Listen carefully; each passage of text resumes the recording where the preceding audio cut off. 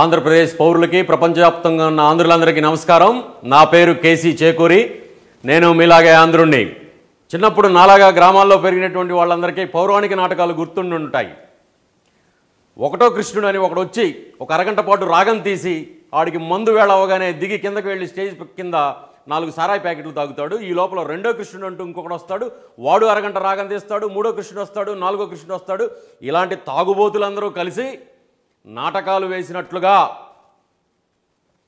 తన సామంతుడైన జగన్ రెడ్డిని ఆంధ్రప్రదేశ్ పాలకుడిగా ప్రతిష్ఠించాలి అనేటువంటి కుట్ర పన్నిన కేసీఆర్కి అనుకూలంగా కొన్ని పెంపుడు జీవులు ఆంధ్రప్రదేశ్ మీద దాడి చేస్తున్న వైనాన్ని మనం గత కొద్ది కాలంగా చూస్తున్నాం.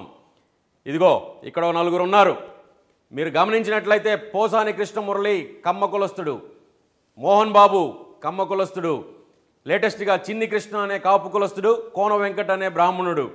వీళ్ళందరినీ తమ సామాజిక వర్గాలని పోలరైజ్ చేసే విధంగా కులం పోలరైజ్ చేసి కులం ఓట్లని వైసీపీకి తరలించే విధంగా కులాల మధ్య ఘర్షణలు సృష్టిస్తూ జగన్, మోదీ, కల్వకుంట్ల చంద్రశేఖరరావు కలిసి పన్నిన కుట్రలో భాగంగా వీళ్ళు వదరబోతు మాటలు, వాచాలత్వాన్ని ప్రదర్శిస్తున్నారు.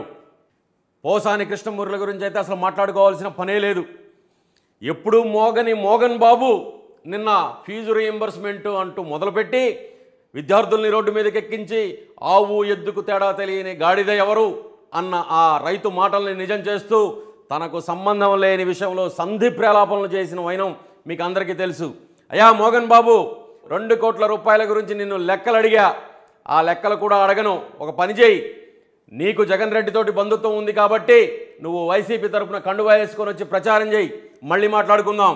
చిన్ని కృష్ణ గారు 2-3 సినిమాల్లో రాయలసీమ అంటే రక్తం నరుక్కోవటం, గొడ్డళ్ళు, పౌరుషం, తొడ కొట్టడం, మీసం మెలేయడం అనేటువంటి కథలు రాసిన మీరు నిన్న ఒక అరగంట పాటు కాపు కులానికి ప్రతినిధిగా కాపులందరూ ఇటు ఓట్లేయద్దు, అటు ఓట్లేయద్దు, జగన్ రెడ్డికే ఓట్లేయండి అంటూ మీరు ఒక ప్రవచనాన్ని పలికారు. అయా చిన్ని కృష్ణ గారు, మీరు నిజంగా కాపు జన శ్రేయస్సును కోరే వాళ్ళైతే 2014లో ఆగస్టు నెలలో అధికారంలోకి రాగానే కేసీఆర్ తూర్పు కాపులు, మీకు తెలుసా తూర్పు కాపులు అంటే ఎవరో?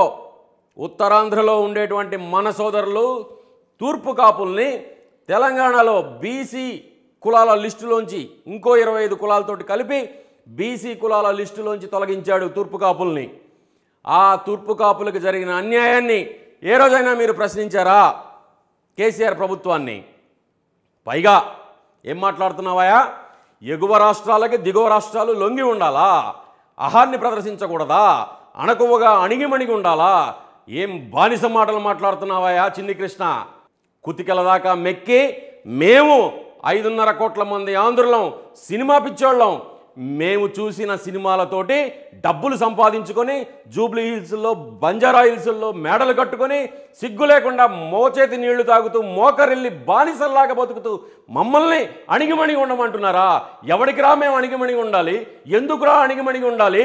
ఎవడన్నా నారు పోసాడా? ఇక్కడ తెలంగాణ నారు పోసిందా? నీరు పోసిందా? దుక్కి తిన్నుందా? విత్తనం నాటిందా? పంట కోసే టైంకి వచ్చి బందర్ పోర్టు మాదంటున్నారు. వ్యాన్పిక్ భూముల్లో ఓటాలు కొనుక్కొని వ్యాన్పిక్ పోర్టు పెడతామంటున్నారు. 1,00,000 కోట్ల రూపాయల ఆస్తులు ఉన్నాయి విభజన చట్టం 9-10 షెడ్యూల్లో. మా ఆస్తులు మాకు ఇంకా పంచివ్వలేదు.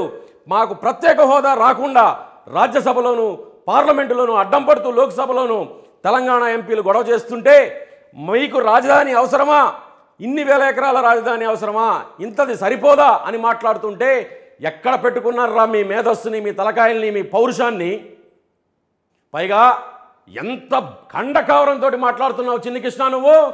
మీ రాష్ట్రం మీకు ఇచ్చాం. ఎవడి రాష్ట్రం ఎవడికి ఇచ్చేదేంట్రా?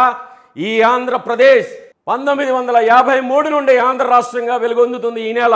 నువ్వెవర్రా మాకు రాష్ట్రాన్ని విడదీసివ్వడానికి? ఈ రాష్ట్రం ఇలానే ఉంది, ఇందులోంచి విడిపోయి ప్రత్యేకంగా ఏర్పడింది తెలంగాణ రాష్ట్రం. ఎంత కొవ్వెక్కి మాట్లాడుతున్నావు? మీ బాత్రూమ్ని మీరు కడుక్కోండి అంటూ మా రాష్ట్రాన్ని బాత్రూమ్తో పోలుస్తున్నావురా నువ్వు? ఎంత ఖండకావరం రా నీకు? ఎగువ రాష్ట్రాలకు దిగువ రాష్ట్రాలు అణిగిమణిగి ఉండాలని రాజ్యాంగ స్ఫూర్తి తెలియకుండా నీలాంటి వదరబోతులు మాట్లాడే మాటలకు సమాధానం చెప్తా వినో. మహారాష్ట్ర తెలంగాణకి ఎగువనుంది.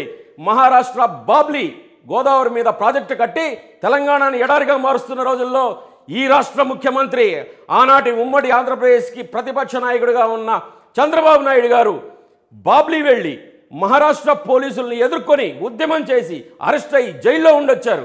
అదే కేసు ఈరోజు కూడా నడుస్తోంది. ఆ రోజు ఎగువ రాష్ట్రాలకి దిగువ రాష్ట్రాలు లోబడి ఉండాలి అనుకుంటే తెలంగాణ తరపున పోరాటమే చేసి ఉండాల్సింది కాదు చంద్రబాబు. కృతజ్ఞత లేని మీరు కూడా మనుషులేనా?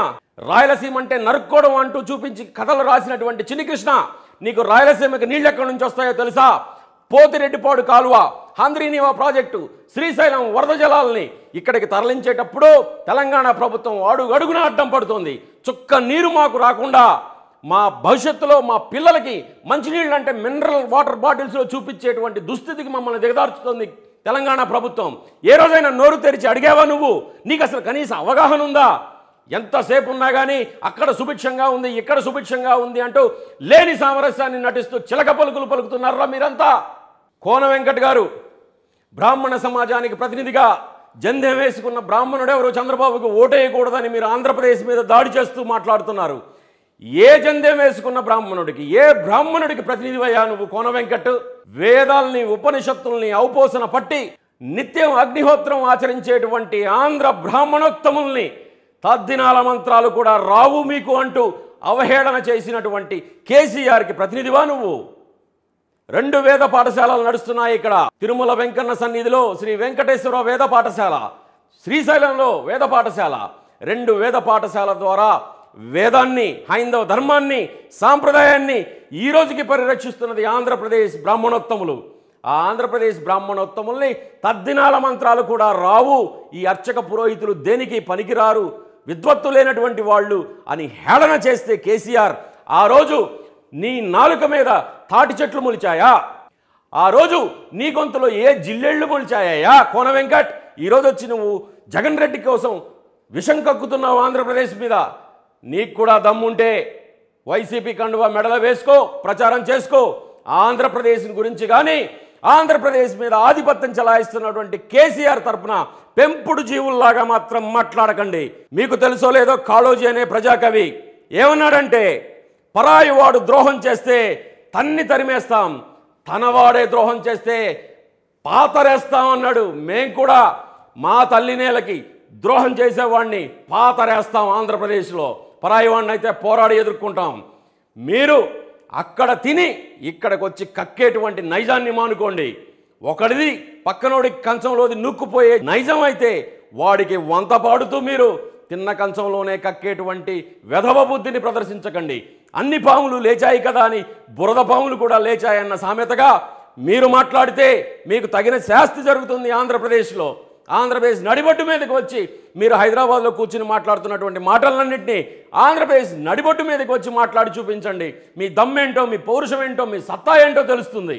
అరే అయినా బాలరాజులు, పౌరుషం లేని మొగుడు పేటలో ఉన్నా ఒకటే, కోటలో ఉన్నా ఒకటే అని ఏమిరా మీ వల్ల మా రాష్ట్రానికి ఉపయోగం?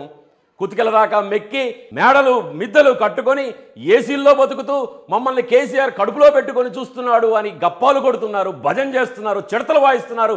నీ ఏసీకి చిన్ని కృష్ణ, నీ ఏసీకి వచ్చిన కరెంట్ ఎక్కడిదో తెలుసా? 5 సంవత్సరాల నుంచి మా రక్తం, మా చెమట పెట్టుబడిగా పెట్టి మా రాష్ట్రంలో సృష్టించినటువంటి విద్యుత్తు 5,000 కోట్ల రూపాయల విద్యుత్తుని మీ మొఖాలకి బిచ్చంగా పడేస్తే మీరు హైదరాబాద్లో కులుకుతున్నారు ఇప్పటిదాకా. మా 5,000 కోట్లు మాకు కట్టండిరా, మేము లోటులో ఉన్నాం, మేము పసికోన లాంటి రాష్ట్రం పైకి రావడానికి కష్టపడుతున్నాం అని అడిగితే 3,000 కోట్ల రూపాయలు మేమే కట్టాలని ఎదురు తాకీదులు పంపించి ఎదురుదాడి చేస్తున్నటువంటి తెలంగాణ ప్రభుత్వానికి, కేసీఆర్కి బాంచం కాల్మక్తాని బానిసల్లాగా మారిపోయినటువంటి మీరు ఆంధ్రప్రదేశ్ కడుపున చెడబుట్టిన కుక్కమూతి పిందెలు, సిగ్గుపడండి, సిగ్గు తెచ్చుకొని ఇప్పటికైనా ఆంధ్రప్రదేశ్ ముందు మోకరిల్లి ఆంధ్రప్రదేశ్ నేలకి సలాం చేయండి. జై ఆంధ్రప్రదేశ్, జై జన్మభూమి.